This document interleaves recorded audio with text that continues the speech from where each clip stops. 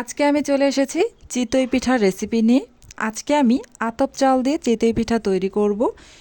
চিতই পিঠা তৈরি করার জন্য এখানে আমি মেজারমেন্ট কাপ দিয়ে মেপে 2 কাপ পরিমাণ আতপ চাল খুব ভালোভাবে ধুয়ে পরিষ্কার করে তারপর 4 ঘন্টা ধরে ভিজিয়ে রেখেছিলাম। 4 ঘন্টা পর এবার আমি এই পানি থেকে চালগুলোকে ছেঁকে তারপর ব্লেন্ডারে ব্লেন্ড করে নেব। পানি থেকে ছেঁকে চালগুলো নিয়ে এসেছি। এবার আমি ব্লেন্ডার জারে দিয়ে দিচ্ছি 1 কাপ পরিমাণ আতপ চাল। এখানে 1 কাপ চালের জন্য আমি হাফ কাপের চেয়েও একটু বেশি পানি দিয়ে তারপর ব্লেন্ড করে নিব।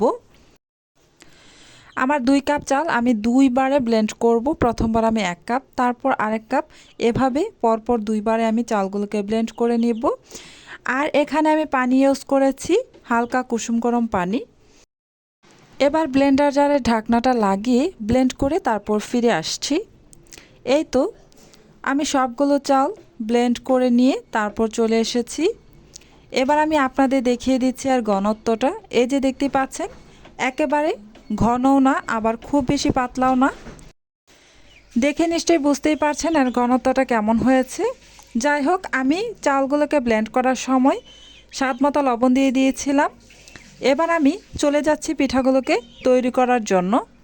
পিঠাগুলো তৈরি করার জন্য আমি চুলায় একটি মাটির খোলা বসিয়ে খুব ভালোভাবে গরম করে নিয়ে এবার আমি সামান্য একটু সয়াবিন তেল দিয়ে দিলাম, দিয়ে একটু ব্রাশ করে নিয়েছি।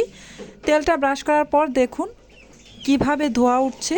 যখন দেখবেন তেলটা ব্রাশ করার পর এভাবে ধোয়া উঠছে তখন বুঝে নেবেন পারফেক্টভাবে খোলাটা গরম হয়েছে।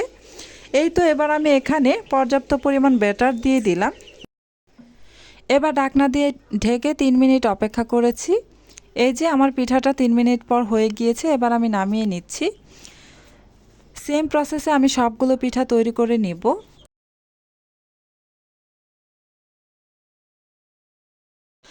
আরেকটি পিঠা তৈরি করার জন্য আবারও আমি পর্যাপ্ত পরিমাণ ব্যাটার দিয়ে দিলাম।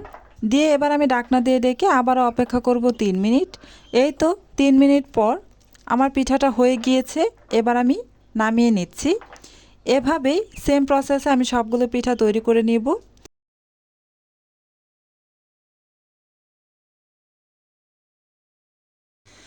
ফাইনালি সবগুলো পিঠা আমার তৈরি করে নেওয়া হয়ে গিয়েছে। আমার আজকের এই পিঠার রেসিপিটি আপনাদের কাছে কেমন লেগেছে কমেন্টের মাধ্যমে জানাতে পারেন। আজকের মতো এখানেই বিদায় নিচ্ছি। আপনারা অনেক বেশি ভালো থাকবেন, সুস্থ থাকবেন।